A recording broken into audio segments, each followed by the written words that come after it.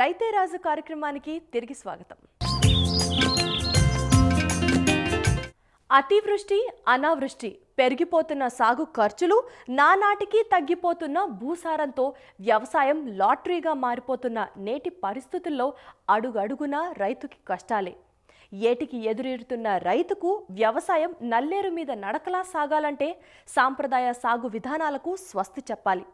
అధునాతన సాంకేతిక విధానాలను ఆచరిస్తూ పదే పదే ఒకే పంటపై ఆధారపడకుండా మార్కెట్కు అనుగుణంగా పంటల సరళిలో మార్పులు చేసుకుంటూ ముందుకు సాగాలి. ఇందుకు ఉదాహరణగా వ్యవసాయాన్ని లాభసాటి వృత్తిగా చేసుకొని ఆదర్శప్రాయంగా నిలుస్తున్న ఒక ఇంజనీరు మీకు పరిచయం చేస్తున్నాం. ఈయన రోజువారీ ఆదాయం ఎంతో తెలుసా? రోజుకు 14,000 రూపాయలు. ఈయన ఫామ్ మొత్తం కూరగాయల సాగే. రండి చూద్దాం.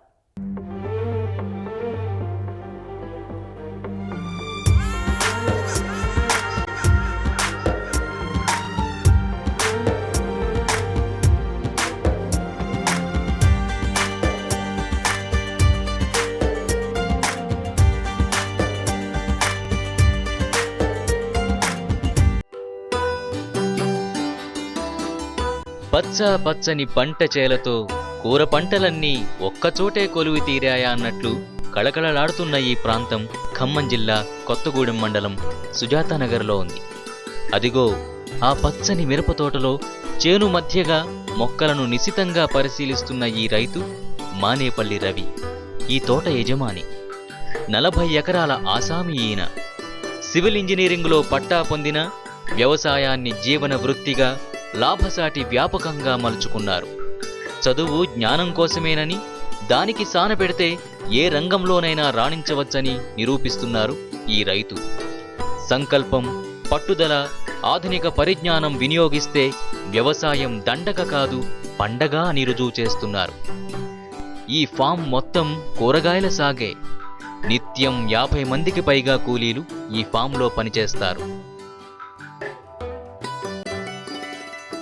40 ఎకరాల వ్యవసాయాన్ని ఒంటి చేత్తో నడిపిస్తూ ఉద్యోగస్తుల సంపాదనను తీసిరాజని సాగులో ఆర్థికంగా సత్ఫలితాలు సాధిస్తున్న ఈయన విజయానికి మూల కారణం ప్రణాళికాబద్ధంగా వ్యవసాయం చేయటమే.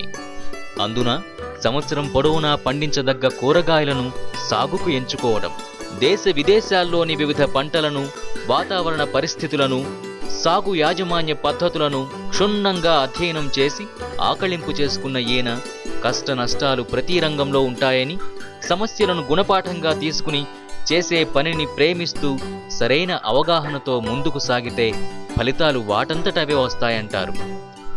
70% మందికి వ్యవసాయమే ప్రధాన వృత్తిగా ఉన్న మన దేశంలో రైతే ఎప్పటికీ రాజు అంటున్నారు. నేను ఇంజనీరింగ్ చదువుకున్న తర్వాత భారతదేశంలో బాగా కొద్దిగా అధునాతన పద్ధతుల్లో చేసేటటువంటి కొన్ని ఏరియాలు తిరిగి తర్వాత ఇజ్రాయెల్ వెళ్ళాను, నేను థాయిలాండ్ వెళ్ళాను, ఇండోనేషియా వెళ్ళాను.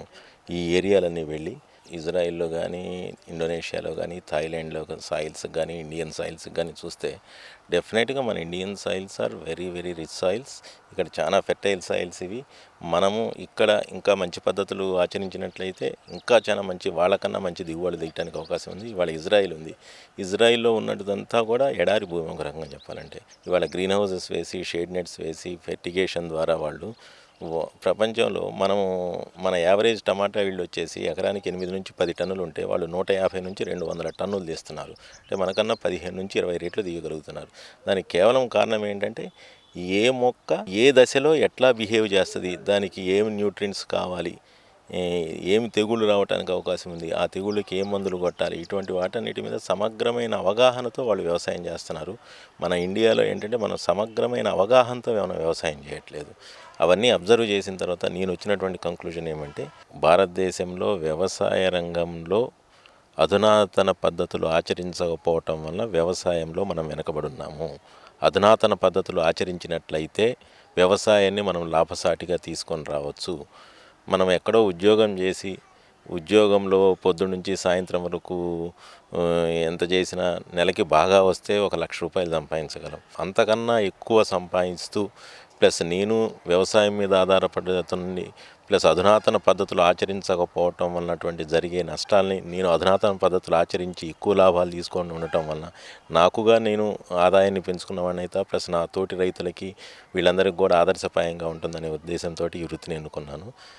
ఇక్కడ మేము ప్రస్తుతం 40 ఎకరాల్లో కూరగాయలు పండిస్తున్నాము.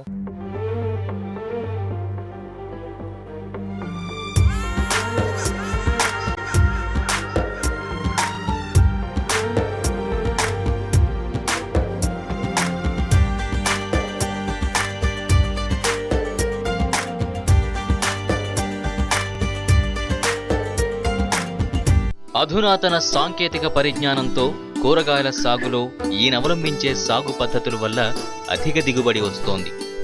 3 ఎకరాల్లో టొమాటో, 2 ఎకరాల్లో క్యాబేజీ, 5 ఎకరాల్లో క్యాలీఫ్లవర్, 2 ఎకరాల్లో బెండను వేశారు.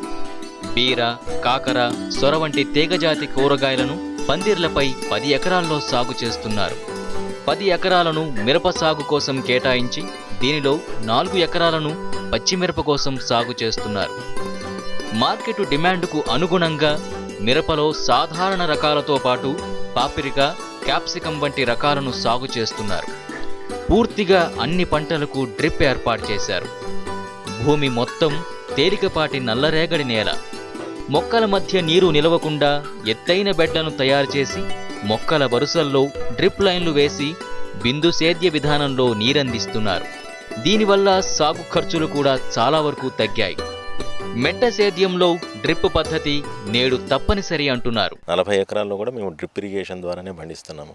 ముందు డ్రిప్ ఇరిగేషన్ ద్వారా పండించడం వల్ల ఏమవుతుందంటే నీళ్ల ఆదాయం బాగా అవుతుంది. నీళ్లు అతి తక్కువ నీళ్లతోటి ఎక్కువ పొలాన్ని మనం సాగు చేయగలుగుతున్నాం. ఒకటి. రెండోది ఏంటంటే పవరు షార్టేజ్ ఉంది ఇప్పుడు. అంటే నీళ్లున్నా సరే పవర్ లేదు ఇవాళ. పవర్ లేకపోవడం వల్ల నీళ్ళని మనం బయటికి తీయలేకపోతున్నాం. ఇప్పుడు ఎప్పుడైతే డ్రిప్ ఇరిగేషన్ ఉందో తక్కువ టైం మనకి పవర్ ఉన్నా సరే మనం మొత్తానికి కూడా మనం సాగు చేసుకోగలుగుతున్నాం.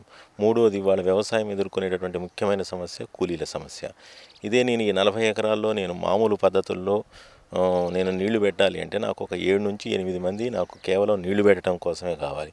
కానీ ఇప్పుడు నాకు ఈ 40 ఎకరాల్లో కూడా ఒకే మనిషి ఈ 40 ఎకరాలని కూడా నీళ్లు పెట్టగలుగుతున్నాడు. అంటే నేను కూలీలు ఆదా చేయగలుగుతున్నాను.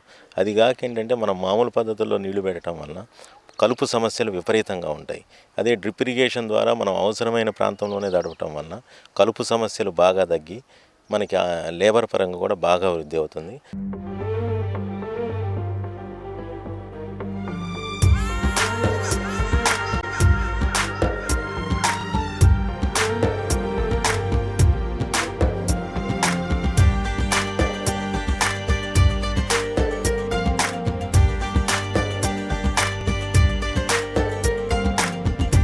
చిన్న విరామం తర్వాత కూరగాయల సాగులో రైతు మానేపల్లితో మరిన్ని వివరాలు తెలుసుకుందాం.